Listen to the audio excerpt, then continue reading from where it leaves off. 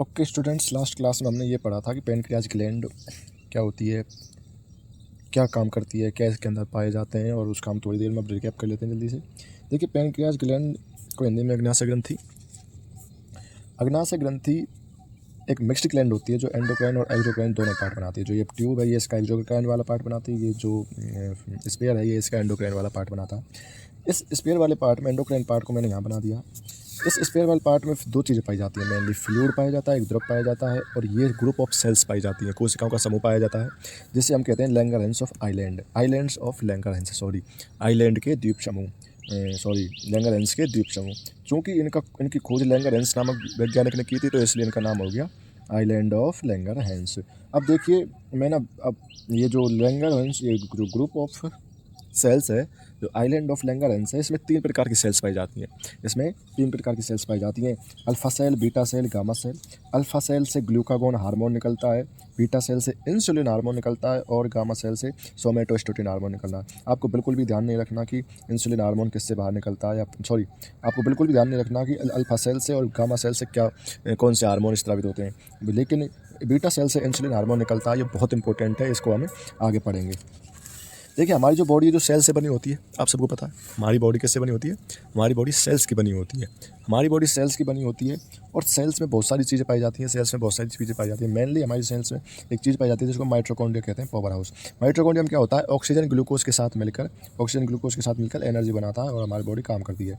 अब इस जो एनर्जी को, मतलब अब हमारे जो हम कुछ भी खाते पीते हैं वो ग्लूकोज हमारे ब्लड में मिलता है। ब्लड को सेल्स तक जो चीज़ ग्लूकोज को ले जाती है वो है इंसुलिन हार्मोन। क्या है, सेल्स तक जो ब्लड से निकाल कर सेल्स तक जो चीज़ ग्लूकोज को बाहर नहीं डालती है वह है इंसुलिन हार्मोन। और इंसुलिन हार्मोन को मैंने बहुत डिटेल से लास्ट वीडियो में बताया था आपको। उसके बाद इसकी वजह से जिसके अंदर इंसुलिन हार्मोन की कमी हो जाती है उसमें डायबिटीज़ मेलिटस, मधुमेह रोग हो जाता है। किसकी कमी से, इंसुलिन हार्मोन की कमी से। और फिर मैंने इसके आपको लक्षण पढ़ाए थे कि इसमें ब्लड में ग्लूकोज की मात्रा बढ़ जाती है जो इसमें प्रेजेंट होता है। फिर मैंने आपको पढ़ाया था कि टाइप्स ऑफ डायबिटीज़ मेलिटस के प्रकार। जो टाइप्स ऑफ डायबिटीज़ मेलिटस पढ़ाई थी, ये 2 प्रकार की होती है, एक डायबिटीज़ मेलिटस फर्स्ट, एक डायबिटीज़ मेलिटस सेकंड। और इनको भी फिर बहुत डिटेल से हमने देखा था लास्ट वीडियो में। तो आज का जो हमारा टॉपिक है वो है अगली ग्रंथि हमारी। और हमारी जो पैनक्रियाज ग्लैंड के बाद जो नेक्स्ट ग्लैंड है वो हम पढ़ेंगे। पैनक्रियाज ग्लैंड के बाद जो नेक्स्ट ग्लैंड पढ़ेंगे वो हम पढ़ेंगे, बहुत इंपॉर्टेंट ग्लैंड है, पिट्यूटरी ग्लैंड। कौन सी ग्लैंड है, पिट्यूटरी ग्लैंड। आज हम पढ़ेंगे पिट्यूटरी ग्लैंड। आज हम पढ़ेंगे पिट्यूटरी ग्लैंड, पीयूष ग्रंथि। आज हम पढ़ेंगे पीयूष ग्रंथि। देखिए, पीयूष ग्रंथि, देखिए मैंने आपको बताया था पीयूष ग्रंथि हमारी कहाँ पर उपस्थित होती है। पीयूष ग्रंथि हमारे ब्रेन के अंदर उपस्थित होती है। हमारे ब्रेन के अंदर उपस्थित होती है पीयूष ग्रंथि हमारे ब्रेन में कहाँ, हाइपोथैलेमस के अंदर उपस्थित होती है। कहाँ पे, हाइपोथैलेमस के अंदर उपस्थित होती है। अब पीयूष ग्रंथि कुछ इस प्रकार से होती है। देखिए, पीयूष ग्रंथि कुछ इस प्रकार से होती है। पीयूष ग्रंथि के 3 पार्ट होते हैं, ऐसे ठीक। पीयूष ग्रंथि के 3 पार्ट होते हैं। ये जो सबसे वाला भाग है ये सबसे आगे, तो इसको बोलते हैं एंटीरियर लोब।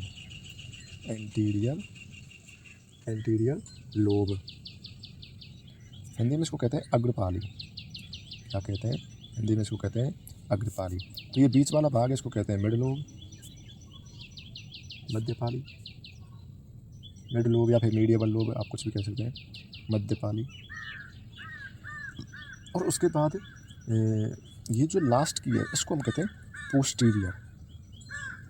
पोस्टीरियर लोब को हिंदी में बोलते हैं पश्चपाली। ये सबसे बाद में सबसे पीछे है तो इसको बोलते हैं पश्चपाली।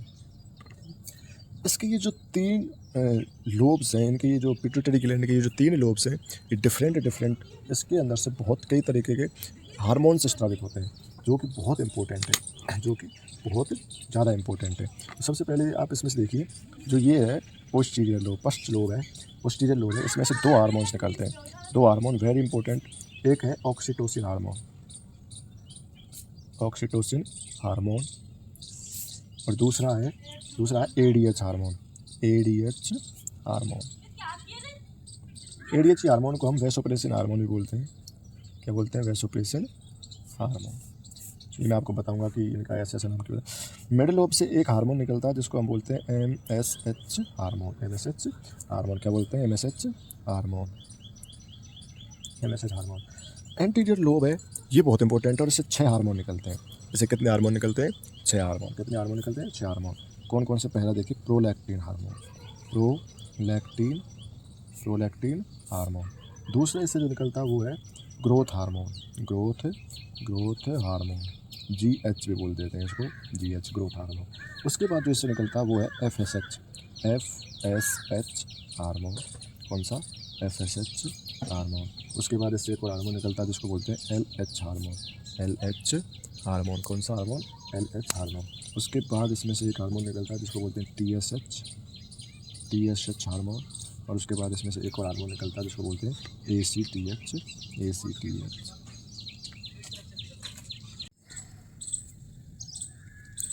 अब हम एक एक करके ग्लैंड्स पढ़ते हैं।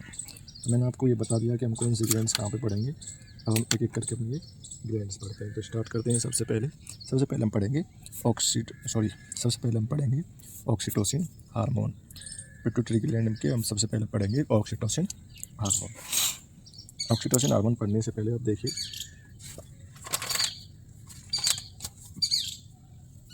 चलिए ऑक्सीटोसिन हार्मोन से सबसे पहले हम पढ़ेंगे प्रोलैक्टिन हार्मोन।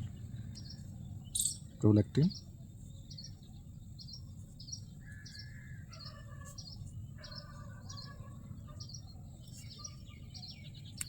आने वाले एग्जाम्स में ये हार्मोन बहुत इंपॉर्टेंट हो सकता है। मतलब एग्जाम्स में डायरेक्ट ये पूछ लिया जाता है कि मतलब कौन सा हार्मोन कौन सी जगह से निकलता है या फिर कौन सी क्या काम करता है। देखिए, ये जो प्रोलैक्टिन जो हार्मोन है ये केवल महिलाओं में मिलता है, केवल फीमेल्स में उपस्थित होता है। देखिए ये क्या है? ये ब्रेस्ट है, स्तन। ये किसी महिला का स्तन है, ठीक है। देखिए जो प्रोलैक्टिन हार्मोन है, साइंस में कहीं भी अगर आपको एक वर्ड दिख जाए ना, लैक्ट, साइंस में अगर कहीं भी कोई वर्ड दिख जाए लैक्ट, तो लैक्ट का मतलब होता है दूध। लैक्ट का मतलब होता है दूध, मिल्क, ठीक है। जैसे लैक्टोज, तो लैक्टोज मतलब मिल्क शुगर।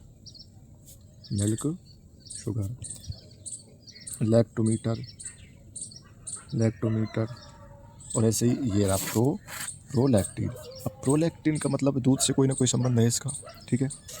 दूध से कोई ना कोई संबंध है। तो क्या संबंध है वो अब देखते हैं। देखिए, जब एक फीमेल प्रेग्नेंट होती है, प्रेग्नेंट का मतलब मेरा है कि जब एक फीमेल प्रेग्नेंट होती है तो प्रेगनेंसी के बाद ये जो प्रोलैक्टिन हार्मोन है ये 6 से 8 महीने तक फीमेल में निकलता है।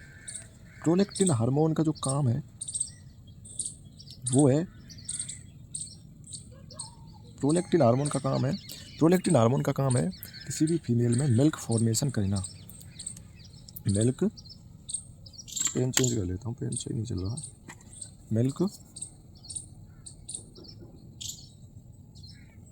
मिल्क फॉर्मेशन का, किसका? Milk formation. प्रोलैक्टिन हार्मोन है ये किसी भी फीमेल में मिल्क फॉर्मेट करता है। प्रेगनेंसी, यहाँ पर जो प्रेगनेंसी का जो मेरा मतलब है वो है डिलीवरी। वो क्या मतलब है मेरा? डिलीवरी मतलब बच्चा होने के बाद, जब एक फीमेल है जो एक बच्चे को जन्म दे देती है तो उसके बाद डिलीवरी के बाद 6 से 8 महीनों तक प्रोलैक्टिन हार्मोन किसी भी फीमेल में बनता है। क्यों बनता है? क्योंकि ये मिल्क फॉर्मेशन का काम करता है। अगर प्रोलैक्टिन हार्मोन नहीं बनेगा तो किसी भी महिला में मिल्क नहीं बनेगा, दूध का फॉर्मेशन, दूध निर्माण नहीं होगा। तो डिलीवरी के बाद ये 6 से 8 महीने तक बनता है किसी भी माँ में। अब ये 6 महीने भी हो सकता है और 8 महीने भी हो सकता है, किसी में 7 भी हो सकता है, किसी में 9 भी हो सकता है। एवरेज 6 से 8 महीने के लिए बनता है तो मिल्क फॉर्मेशन। इसलिए प्रोलैक्टिन हार्मोन को हमें मिल्क फॉर्मेशन हार्मोन कहते हैं। क्या कहते हैं? प्रोलैक्टिन हार्मोन को हमें मिल्क फॉर्मेशन हार्मोन भी कहते हैं। क्या कहते हैं? प्रोलैक्टिन हार्मोन को क्या कहते हैं? Milk formation hormone. ये भी सीधा पूछा जा सकता है कि प्रोलैक्टिन हार्मोन को किस नाम से जाना जाता है। क्या? प्रोलैक्टिन हार्मोन को किस नाम से जाना जाता है? प्रोलैक्टिन हार्मोन बस इतना ही है। ये क्या है कि किसी भी फीमेल में डिलीवरी के बाद 6 से 8 महीने तक ये निकलता है और उस ब्रेस्ट में दूध निर्माण का कार्य करता है। क्या कार्य करता है? दूध निर्माण का कार्य करता है, दूध निर्माण का कार्य करता है। अब इसके बाद हम जो दूसरा हार्मोन पढ़ेंगे वो हम पढ़ेंगे ऑक्सीटोसिन हार्मोन। कौन सा हार्मोन पढ़ेंगे? Oxytocin hormone. शुरू करते हैं। दूसरा हार्मोन है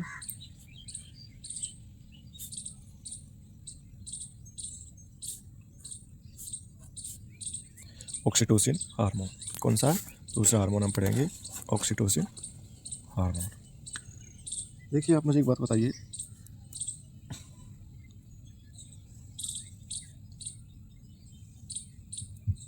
ये क्या है?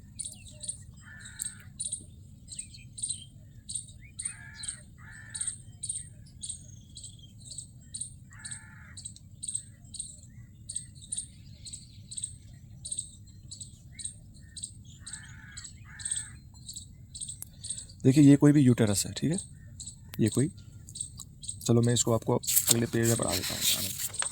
यहाँ पढ़ते हैं, यहाँ पढ़ते हैं ऑक्सीटोसिन हार्मोन।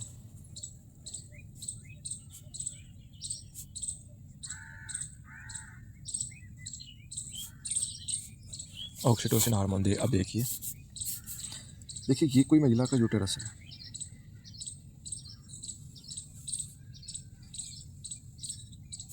ये कोई महिला का यूटेरस है और ये महिला है जो ये प्रेग्नेंट है।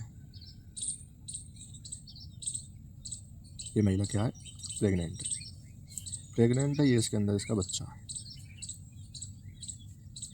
इसके अंदर इसका बच्चा है। ये कोई महिला का यूटेरस है और ये इसके अंदर बच्चा है, ठीक है। अब आप मुझे ये बताइए, ये जो इसका यूटेरस है ये मसल्स का बना होता है, ठीक है, मैं आपको आगे बताऊंगा। ये इसका यूटेरस मसल्स का बना होता है और मसल्स का एक ही काम है, कॉन्ट्रैक्ट, संकुचन करना। क्या? कॉन्ट्रैक्शन करना, संकुचन करना। तो ये जो फीमेल है, ये जो इसका बच्चा है, और ये जो फीमेल है, ये जो इसका यूटेरस है, अब इस यूटेरस, इस बच्चे का साइज़ बड़ा है। यूटेरस का ये जो नीचे का जो होल है, ये इसका साइज़ छोटा है।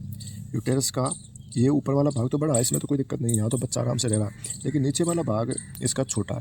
और जब डिलीवरी होती है तो ये इस डिलीवरी के समय जब डिलीवरी होती है तो ये बच्चा बाहर निकलेगा तो ये साइज़ इसका छोटा है और बच्चे का साइज़ बड़ा है, तो ये बाहर निकल नहीं पाएगा। बाहर नहीं निकल पाएगा तो ये जो यूटेरस वाला जो ये ऊपर वाला साइज़ है, इसमें कॉन्ट्रैक्ट होता है। कॉन्ट्रैक्ट मतलब संकुचन, ये अंदर की तरफ फोर्स लगाता है। क्या होता है इसमें? कॉन्ट्रैक्शन होता है। वो अंदर की साइड कॉन्ट्रैक्ट होगा, जैसे ही कॉन्ट्रैक्ट होगा तो ऊपर की साइड फोर्स लगेगा तो ये ऊपर से ये संकुचित होगा। ऊपर से क्या होगा? जब ये ऊपर से संकुचित होगा तो ये बच्चा धीरे धीरे नीचे आएगा। बच्चा धीरे धीरे नीचे आएगा तो ये जो उसके बाद ये जो डिलीवरी है ये हो जाएगी। अब जब मान लो ये कॉन्ट्रैक्शन ना हो और बच्चा डिलीवरी के समय बाहर निकले तो बच्चा इसमें से निकलेगा नहीं, क्योंकि इसका साइज़ छोटा है और ये बड़ा है, बच्चे का साइज़ बड़ा है। ऐसे तो बच्चे की डेथ हो जाएगी अंदर ही। तो इसलिए जब कॉन्ट्रैक्ट होता है तो बच्चा धीरे धीरे बाहर निकलता है। इसमें जब डिलीवरी के समय जो फीमेल में जो कॉन्ट्रैक्शन करता है वो होता है ऑक्सीटोसिन हार्मोन। ऑक्सीटोसिन हार्मोन की वजह से क्या होता है? कॉन्ट्रैक्शन। ऑक्सीटोसिन हार्मोन की वजह से क्या होता है? कॉन्ट्रैक्शन। क्या होता है? कॉन्ट्रैक्शन। इसलिए इसको हम डिलीवरी हार्मोन कहते हैं। क्या कहते हैं? इसलिए हम इसको डिलीवरी हार्मोन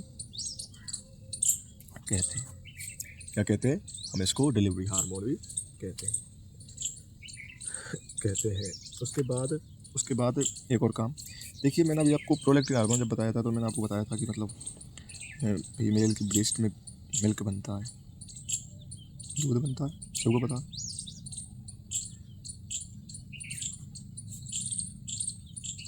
मिल्क होता है। अब जब दूध है जो ये बना तो प्रोलैक्टिन हार्मोन की वजह से है। किसकी वजह से बना है? प्रोलैक्टिन हार्मोन की वजह से। किसकी वजह से बना था? प्रोलैक्टिन हार्मोन की वजह से। ये जो दूध है ये बना तो प्रोलैक्टिन हार्मोन की वजह से, लेकिन ये जो दूध बाहर निकलेगा जब बच्चा पीने की कोशिश करता है, बच्चे जो बाहर निकलता है उसमें जो मदद करता है वो करता है ऑक्सीटोसिन हार्मोन। क्या मदद करता है? Oxytocin hormone. क्या मदद करता है? Oxytocin hormone. तो इसको हम मिल्क सेक्रेटरी हार्मोन कहते हैं। Milk secretory hormone. मैंने आपको दो नाम बता दिए। एक तो जब बच्चा पैदा होता है तो ये कॉन्ट्रैक्ट करता है, कॉन्ट्रैक्ट की वजह से बच्चा नीचे आता है, तो इसलिए इसको डिलीवरी हार्मोन भी कहते हैं। और जब बच्चा दूध पीता है तो ये जो दूध बाहर आता है ये ऑक्सीटोसिन हार्मोन की वजह से होता है, तो इसको मिल्क सेक्रेटरी हार्मोन भी कहते हैं। मिल्क सेक्रेटरी हार्मोन भी कहते हैं। प्रेगनेंसी के बाद क्या कह रहा हूँ मैं? प्रेगनेंसी के बाद जो ऑक्सीटोसिन हार्मोन का जो लेवल है वो बढ़ जाता है। प्रेगनेंसी के बाद ऑक्सीटोसिन हार्मोन का लेवल बढ़ जाता है, और प्रेगनेंसी के बाद ऑक्सीटोसिन का और ऑक्सीटोसिन हार्मोन का लेवल है जो बढ़ जाता है महिलाओं में। ठीक है ठीक है। अब एक और, जो ये ऑक्सीटोसिन हार्मोन है, इसी हार्मोन की वजह से ऑक्सीटोसिन हार्मोन की वजह से लोगों में लव, अफेक्शन मतलब लगाव, उसके बाद इमोशंस की जो भावनाएं होती हैं ये उत्पन्न हो पाती हैं। क्या है कि ऑक्सीटोसिन हार्मोन का लेवल ज़्यादा होगा तो ये लव, अफेक्शन और इमोशंस की भावनाएं जो ज़्यादा हो पाती हैं। अब कोई आदमी तो होता है कि किसी से बहुत ज़्यादा लगाव हो जाता है, किसी से एक बार लगाव हो जाए तो बहुत ज़्यादा अटैचमेंट हो जाता है, फिर वो सोचता है कि मतलब यार हम दोनों ऐसे ही साथ रहें हमेशा तो अच्छा रहता है। तो ये जो कारण होता है ये ऑक्सीटोसिन हार्मोन की वजह से होता है। किसकी वजह से होता है? जिसमें इसका लेवल ज़्यादा होगा वो उसमें ये सारी चीज़ें इतनी, इसलिए इसी को हम लविंग हार्मोन भी बोलते हैं। क्या बोलते हैं? Loving hormone. ऑक्सीटोसिन हार्मोन के कितने नाम बता दिए? डिलीवरी हार्मोन क्योंकि ये डिलीवरी में काम आता है, मिल्क सेक्रेटरी हार्मोन क्योंकि ये दूध को बाहर निकालने में मदद करता है, और इसकी वजह से किसी भी पर्सन में लव, अफेक्शन और इमोशन की जो भावनाएं होती हैं वो जागृत होती हैं, इसलिए इसको लविंग हार्मोन भी कहते हैं। क्या कहते हैं? लविंग हार्मोन भी कहते हैं। आजकल इस हार्मोन के क्या है कि मिसयूज भी देखने को मिलते हैं। क्या? इस हार्मोन के आजकल मिसयूज भी देखने को मिलते हैं। क्या देखने को मिलते हैं? इसी हार्मोन के आजकल मिसयूज देखने को मिलते हैं। मिसयूज कैसे देखने को मिलते हैं? जैसे कि जो ये पशु होते हैं, गाय भैंस, इनकी दूध की मात्रा को बढ़ाने के लिए ऑक्सीटोसिन हार्मोन के इंजेक्शन दिए जाते हैं। क्या दिए जाते हैं? ऑक्सीटोसिन हार्मोन के इंजेक्शन दिए जाते हैं गाय भैंसों में। किनमें? कैटल्स में, क्योंकि उनकी दूध की मात्रा को बढ़ाने के लिए। एक और इसका जो मिसयूज है वो है राइपनिंग ऑफ फ्रूट्स। ये फलों को जल्दी पकाने के लिए ऑक्सीटोसिन हार्मोन का यूज़ किया जाता है। किसका? ऑक्सीटोसिन हार्मोन का यूज़ किया जाता है, और इसी के कारण आज की जो पीढ़ी है, जेन ज़ीज़ जो है, इनमें कैंसर, इरिटेशन, चिड़चिड़ापन और डिप्रेशन के बाद सुसाइडल टेंडेंसी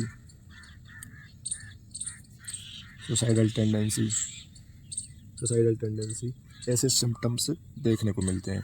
मतलब लोग आजकल आत्महत्या कर लेते हैं छोटी छोटी बातों को लेकर लोग आत्महत्या कर लेते हैं, डिप्रेशन में पहुंच जाते हैं, इरिटेशन हो जाता है छोटी छोटी बातों को लेकर, चिड़चिड़ेपन से रहता है, और कैंसर जैसी भयानक बीमारियां ऑक्सीटोसिन हार्मोन की वजह से हो जाती हैं जब हम इसका मिसयूज करते हैं।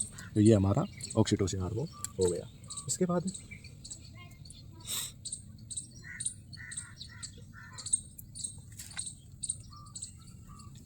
ठीक है, अब इसके बाद आप डालिए स्पेशल नोट।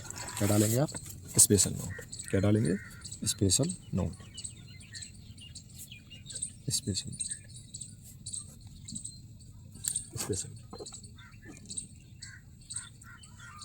देखिए,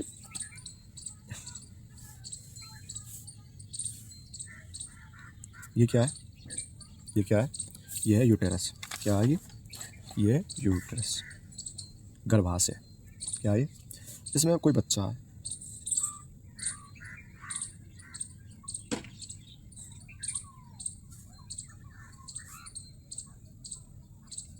इसमें क्या है? कोई बच्चा।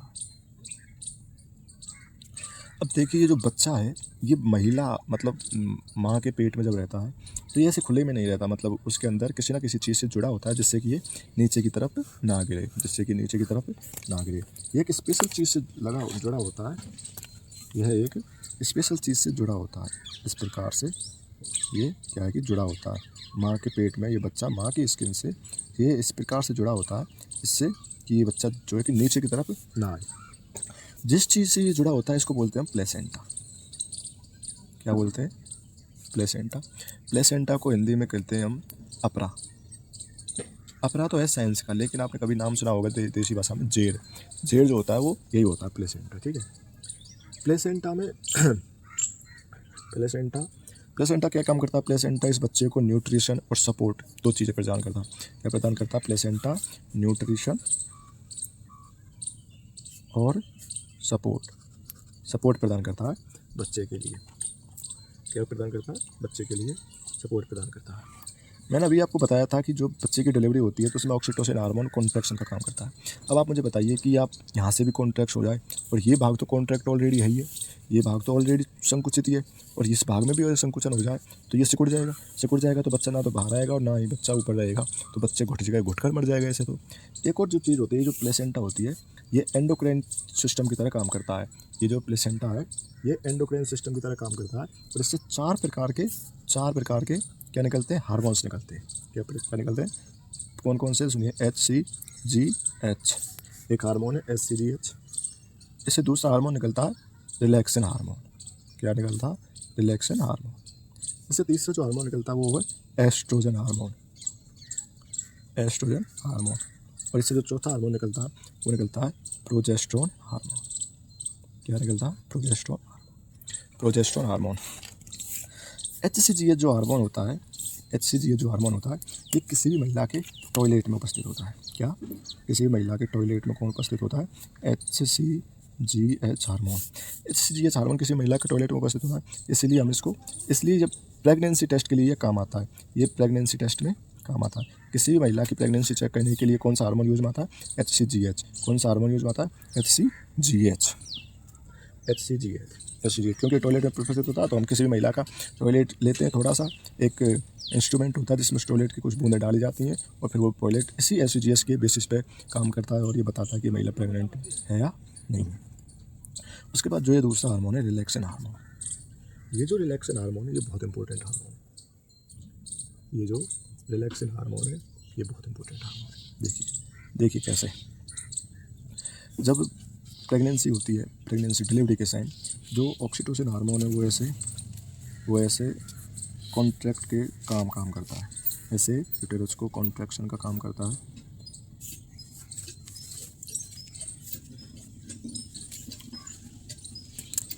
और दूसरी तरफ जो कॉन्ट्रैक्शन का जो काम होता है वो तो ऑक्सीटोसिन हार्मोन की वजह से होता है, ऑक्सीटोसिन हार्मोन की वजह से। लेकिन जो रिलैक्सिन हार्मोन जो होता है ये रिलैक्स करने का काम करता है। रिलैक्स का मतलब शिथिलन का।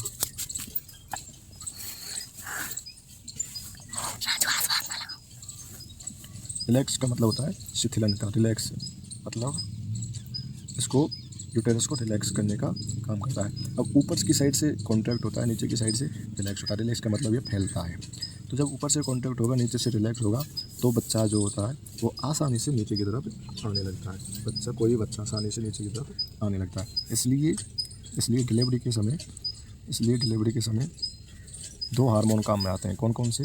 एक तो ऑक्सीटोसिन और दूसरा आता है रिलैक्सिन। कौन कौन से? ऑक्सीटोसिन हार्मोन और रिलैक्सिन हार्मोन। इसलिए इन दोनों ही हार्मोन्स को हम कहते हैं डिलीवरी हार्मोन्स। क्या बोलते हैं इन दोनों को? Delivery hormone. एस्ट्रोजन हार्मोन और प्रोजेस्टेरोन हार्मोन मैं आपको तब पढ़ाऊंगा जब मैं आपको फीमेल रिप्रोडक्टिव सिस्टम पढ़ाऊंगा। अभी के लिए हम दो ही हार्मोन पढ़ेंगे। HCGH हार्मोन को हम प्रेगनेंसी टेस्ट के लिए यूज़ में करते हैं, क्योंकि ये किसी भी महिला के टॉयलेट में उपस्थित होता है। और रिलैक्सिन हार्मोन जो होता है वो डिलीवरी के समय यूज़ में आता है। उसके बाद हम पढ़ेंगे ADH हार्मोन। तीसरा हार्मोन अब हम पढ़ रहे हैं ADH हार्मोन। ADH या फिर वैसोप्रेसिन।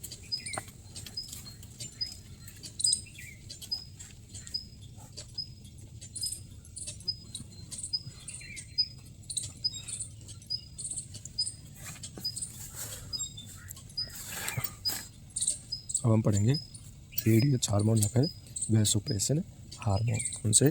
ADH या वैसोप्रेसिन। देखिए आप मुझे ये बताइए ये क्या है?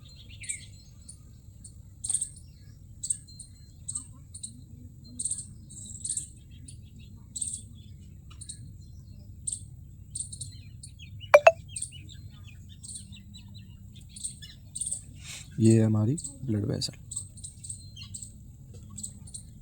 क्या है हमारी ब्लड वेसल? ब्लड वेसल के अंदर क्या ब्लड होता है? सबको पता है। ये हमारी ब्लड वेसल है। ब्लड वेसल के अंदर ब्लड होता है। और ये हमारी क्या है, ये हमारी किडनी है। किडनी में क्या है कि वाटर होता है, कितना होता है 95%। वाटर कितना होता है इसमें 95%। उसके बाद यूरिया होता है 2 से 3%। और ये सब मिलकर क्या बनाते हैं, यूरिन बनाते हैं। क्या बनाते हैं, यूरिन बनाते हैं। ये सब मिलकर क्या बनाते हैं, यूरिन बनाते हैं। अब देखिए जो हम कुछ पानी पीते हैं, हम जब पानी पीते हैं तो हमारा जो पानी वो ब्लड में मिलता है। ब्लड के माध्यम से ये सीधा कहाँ चला जाता है, ब्लड किडनी में चला जाता है और किडनी से बाहर निकल जाता है। अब ऐसे तो हमारे अंदर पानी की, अब देखिए 95% पानी होता है यूरिन में। यूरिन में कितना पानी होता है 95%। और 95% की वजह से तो पानी की कमी आ जाएगी हमारे अंदर। हम पानी पिएंगे, फिर बाहर निकालेंगे, फिर पानी पिएंगे, फिर बाहर निकालेंगे, फिर बाहर निकालेंगे। तो ऐसे तो हमारे अंदर जो पानी की कमी आ जाएगी, क्या आ जाएगी, पानी की कमी आ जाएगी। पानी की कमी आ जाएगी। तो इसी का सॉल्यूशन के लिए ये जो हमारा 95% वो यूरिन में जो पानी होता है, इसमें से 10 से 15%, 10 से 15% पानी वापस ब्लड में आ जाता है। इससे 10 से 15% पानी वापस ब्लड में आ जाता है। अब वो वापस ब्लड में आता कैसे है कि देखिए यहाँ से एक गाड़ी स्टार्ट होती है, यहाँ से एक गाड़ी स्टार्ट होती है और ये किडनी से स्टार्ट होती है और चिल्लाती है कि blood vessels, blood vessels, blood vessels, blood vessels. और मैं कहाँ तक जाऊँगी, रक्त नलिका तक जाऊँगी। कहाँ तक जाऊँगी, रक्त नलिका तक जाऊँगी। एक गाड़ी है जो कहाँ से शुरू होती है, किडनी से शुरू होती है और रक्त नलिका तक आती है और बेस ले आती है। तो ये जो इसमें यूरिन में हमारे में 95% जो पानी होता है ये इस गाड़ी में फटाक से बैठ जाता है। 10 से 15% पानी फटाक से यूरिन से निकल कर किस पे बैठ जाता है, इस गाड़ी पे बैठ जाता है। और ये गाड़ी इसको वापस हमारी ब्लड वेसल में ला के छोड़ देती है और ये यहाँ से हमारी ब्लड वेसल के अंदर मिल जाता है। क्या हो जाता है, हमारी ब्लड वेसल के अंदर मिल जाता है। क्या हो जाता है, हमारी ब्लड वेसल के अंदर मिल जाता है। ये जो पानी यहाँ से यहाँ आया, ये जो पानी यहाँ से यहाँ आया, जिस पे इस गाड़ी को, जिस गाड़ी पे आया, ये गाड़ी है ADH हार्मोन। कौन सी गाड़ी है, ADH हार्मोन। कौन सी गाड़ी है, ADH हार्मोन। देखिए अब देखिए अब एक बात देखिए,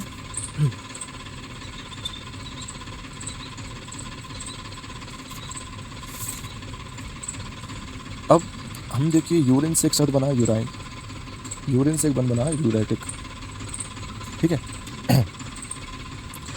अब ये क्या है कि हमारे जो अंदर जो पानी का लॉस है, जो यूरिन का लॉस है, उसको कम करता है। क्या, ADH हार्मोन क्या करता है, पानी के लॉस को कम करता है। क्या करता है, ADH हार्मोन हमारे अंदर पानी के लॉस को ज़्यादा को कम करता है। तो किसी भी चीज़ का अपोज करने के लिए, किसी भी चीज़ का अपोज करने के लिए हम वर्ड यूज़ करते हैं एंटी वर्ड यूज़ करते हैं। यूरिन से वर्ड बना है यूरिन से वर्ड बना है एंटी डायूरेटिक, एंटी डायूरेटिक। और H से हार्मोन, इसलिए आपको पता चल गया होगा ADH की फुल फॉर्म क्या है, anti diuretic hormone. Anti diuretic hormone ये क्या काम करता है, ये काम करता है कि हमारे अंदर जो ज़्यादा पानी जो किडनी में उपस्थित हो जाता है यूरिन के फॉर्म में, वहाँ से वापस हमारी ब्लड वेसल्स तक जो पानी वापस आता है, इसको बोलते हैं हम एंटी डायूरेटिक हार्मोन। क्या बोलते हैं, एंटी डायूरेटिक हार्मोन। क्या बोलते हैं, एंटी डायूरेटिक हार्मोन। अब इसकी अगर कमी हमारे अंदर हो जाए, ADH हार्मोन की अगर कमी हमारे अंदर हो जाए, तो हमारे अंदर पानी में यूरिनेशन में जो मात्रा है, जो यूराइन में जो पानी मात्रा है वो ज़्यादा बनेगी, तो ज़्यादा पानी बाहर निकलेगा। ज़्यादा पानी बाहर निकलेगा तो फिर हमें टॉयलेट करने भी ज़्यादा बार जाना पड़ेगा, और टॉयलेट करने ज़्यादा बार जाना पड़ेगा तो हमारे अंदर पानी की कमी हो जाती है। क्या हो जाती है, हमारे अंदर पानी की कमी हो जाती है। और पानी की कमी से हमारे अंदर कोई बीमारी हो सकती है, हमारे अंदर कोई बीमारी हो सकती है। अब आप एक काम और देखिए, इसका जो ADH है ये आपको समझ में आ गया होगा। ये मैं आपको वैसोप्रेसिन, ये जो वैसोप्रेसिन वाला जो नाम है ये इसलिए क्यों आया वो भी बताता हूँ। देखिए हमारी बॉडी में ब्लड होता है, ब्लड में पानी होता है, आप सबको पता है 55% लगभग हमारे अंदर पानी होता है, कुछ लगभग हमारी बॉडी में ब्लड होता है। ब्लड के अंदर हमारे ब्लड में क्या होता है, पानी होता है। जब हमारे अंदर ADH हार्मोन की कमी हो जाती है, ADH हार्मोन की क्या हो जाती है, कमी हो जाती है, तो हमारा जो यूरिनेशन है, हमारा जो नंबर ऑफ़ यूरिनेशन है वो बढ़ जाता है। हमारा जो नंबर ऑफ़ यूरिनेशन है वो बढ़ जाता है। तो जो ब्लड वेसल्स हैं, जो ब्लड वेसल्स हैं उन पे जो प्रेशर होता है वो क्या है, या तो बढ़ेगा या घटेगा। अगर प्रेशर बढ़ता है तो उसको बोलते हैं हाई ब्लड प्रेशर, और प्रेशर घटता है तो उसको बोलते हैं लो ब्लड प्रेशर। अब हमारे अंदर जो पानी है वो घटेगा अगर एडीएच हार्मोन की कमी हो जाए, तो एडीएच हार्मोन की ज़्यादा हो जाए, अगर एडीएच हार्मोन ज़्यादा हो जाए तो ज़्यादा पानी वापस लाएगा, ज़्यादा पानी वापस लाएगा तो हमारे जो ब्लड वेसल्स हैं उनमें वाटर लेवल ऑफ वाटर बढ़ जाएगा। तो लेवल ऑफ वाटर बढ़ जाएगा तो वेसल से शब्द बना है वैसो, और प्रेशर से शब्द बना है प्रेशन, इसलिए हम इसको कहते हैं वैसो प्रेशन। एडीएच हार्मोन की कमी, एडीएच हार्मोन की वजह से हमारे अंदर या तो ब्लड वेसल बढ़ेगा या ब्लड वेसल कम होगा, इसलिए इसका नाम एक और पड़ गया वैसो प्रेशन। क्या नाम पड़ गया, वैसो प्रेशन। तो हमने आज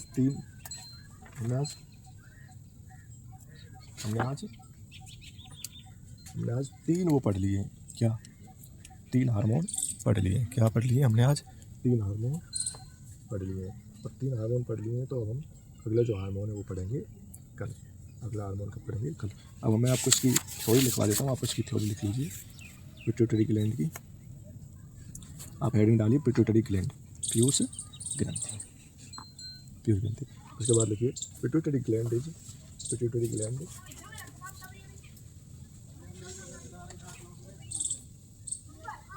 pituitary gland has 3 parts, pituitary gland has 3 parts, anterior lobe, mid lobe और पोस्टीरियर लोब, पोस्टीरियर लोब। या फिर आप ऐसे बना लीजिए, अगर आप लिखना नहीं चाहते तो आप ऐसे बना लीजिए, इससे ज़्यादा आसान रहेगा।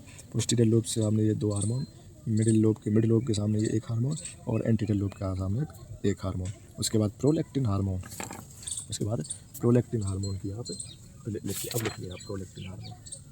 It is only presents, prolactin hormone लिखिए एडिंग, और उसके सामने लिखिए it is only presents in females, it is only present in females, it is a, यह केवल महिलाओं में उपस्थित होता है, यह केवल महिलाओं में उपस्थित होता है, यह केवल महिलाओं में उपस्थित होता है। It is a milk formation hormone, यह एक दुग्ध निर्माण करने वाला हार्मोन है, यह दूध निर्माण करने वाला हार्मोन है। It is a milk formation hormone. आगे लिखिए this hormone helps in formation of milk in mother breast after pregnancy, this hormone helps in formation of milk in mother breast after pregnancy. गर्भाशय के बाद यह hormone महिलाओं में दूध निर्माण का कार्य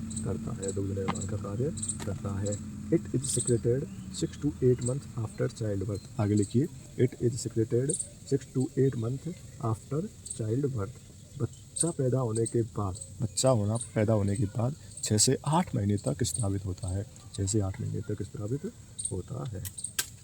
ये हो गया हमारा प्रोलैक्टिन हार्मोन। अब आप लिखिए ऑक्सीटोसिन हार्मोन, क्या है, अब आप लिखिए oxytocin hormone.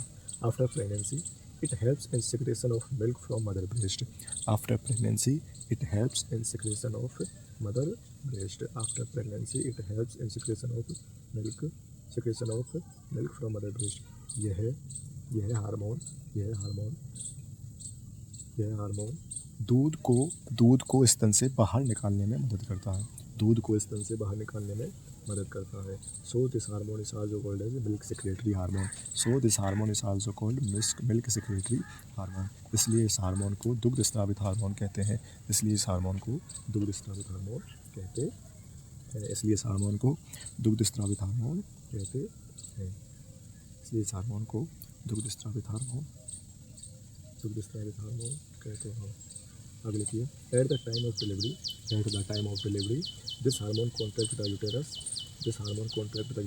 So child birth will be possible, delivery के समय प्रसव के समय यह हार्मोन गर्भाशय को संकुचित करता है, प्रसव के समय यह हार्मोन गर्भाशय को संकुचित करता है, जिससे बच्चे का जन्म संभव हो पाता है, so this hormone is called delivery hormone, इसलिए इस हार्मोन को डिलीवरी हार्मोन कहते हैं, इसलिए इस हार्मोन को क्या कहते हैं, डिलीवरी हार्मोन कहते हैं। It is present more in females, ये महिलाओं में ज़्यादा उपस्थित होता है। It is present more in female, यह महिलाओं में ज़्यादा उपस्थित होता है। It is negligible in mens, in it is negligible in males, यह पुरुषों में ना के बराबर उपस्थित होता है। यह पुरुषों में ना के बराबर उपस्थित होता है। This hormone is responsible for, this hormone is responsible for love, affection and emotion, यह हार्मोन लगाव, भावना और प्यार के लिए जिम्मेदार होता है। यह हार्मोन लगाव, भावना और प्यार के लिए जिम्मेदार होता है, इसलिए इसको लविंग हार्मोन भी कहते हैं। इसलिए इसको लविंग हार्मोन भी कहते हैं। So it is also called as loving hormone. अब इसके आप मिसयूज लिखिए, मिसयूज लिख लीजिए। Misuse of oxytocin hormone. Presently this hormone is used in ripening of fruits, presently this hormone is used in ripening of fruits and for excessive secretion of milk from cattle, and for excessive secretion of milk from cattle, and from excessive secretion of milk from cattle। ये फलों को पकाने में, फलों को पकाने में और पशुओं को अत्यधिक दूध निकालने में, पशुओं का अधिक से अधिक दूध निकालने में इस हार्मोन का दुरुपयोग किया जाता है। इस हार्मोन का दुरुपयोग किया जाता है। इस हार्मोन की वजह से, लाइन चेंज करके लिखिए, इस हार्मोन की वजह से कैंसर, चिड़चिड़ापन, डिप्रेशन और आत्महत्या की प्रवृत्ति बढ़ती जा रही है। Due to this reason cancer, agitation, depression, suicidal tendency symptoms are continuously increasing। Due to this reason, cancer, irritation, depression, suicidal tendency, symptoms are continuously increasing। अब आप उसके बाद प्लेसेंटा लिखिए। प्लेसेंटा के बारे में आप लिख सकते हैं। प्लेसेंटा स्पेशल नोट डाल के लिख लीजिए। Placenta act as endocrine gland which is found in female during pregnancy time. Placenta अपरा एक अंतःस्रावी ग्रंथि की तरह कार्य करता है जो केवल महिलाओं में पाई जाती है। Placenta provide nutrition and support to child in uterus. Placenta बच्चे को पोषण एवं सपोर्ट प्रदान करता है। प्लेसेंटा बच्चे को पोषण एवं सपोर्ट प्रदान करता है। सहारा, सपोर्ट को आप हिंदी में सहारा लिख सकते हैं। सहारा प्रदान करता है। प्लेसेंटा से 4 प्रकार के हार्मोन स्रावित होते हैं। HCGH hormone, relaxin hormone, estrogen hormone और progesterone hormone. HCGH hormone, relaxin hormone, estrogen hormone और प्रोजेस्टेरोन हार्मोन। HCGH हार्मोन के आप सामने लिखिए। यह महिला के मूत्र में उपस्थित होता है। इस कारण से इसे प्रेगनेंसी जांच के लिए उपयोग में लिया जाता है। It is present in urine of pregnant women. Due to this reason it is used in pregnancy test. उसके बाद रिलैक्सिन हार्मोन।